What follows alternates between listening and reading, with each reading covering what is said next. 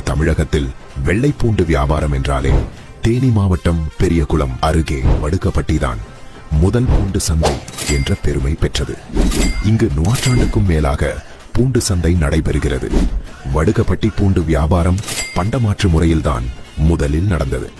கொடைக்கானல் மலைப்பூண்டு விவசாயிகளிடமிருந்து வெள்ளை பூண்டை வாங்கிக் கொண்டு அதற்கு பதிலாக அவர்களுக்கு தேவையான உணவுப் பொருட்களை வழங்கி வந்தனர். போக்குவரத்து வசதி வந்துவிட்ட பின் பண்ட மாற்று முறை ஒழிந்துவிட்டது. கொடைக்கானல், மகாராஷ்டிரா, ராஜஸ்தான் ஆகிய மாநிலங்களிலிருந்து இறக்குமதி செய்யப்படும் வெள்ளைப்பூண்டுகள் பதப்படுத்தப்பட்டு தரவாரியாக பிரித்து ஏலம் மற்றும் ஏற்றுமதி மூலம் வியாபாரம் செய்யப்படுகிறது. பூண்டின் தரத்தை பொறுத்து விலையில் ஏற்ற இறக்கம் இருக்கும். பூண்டு விவசாயிகள் வியாபாரிகளின் சொர்க்கபுரியாக வடுகப்பட்டி திகழ்கிறது.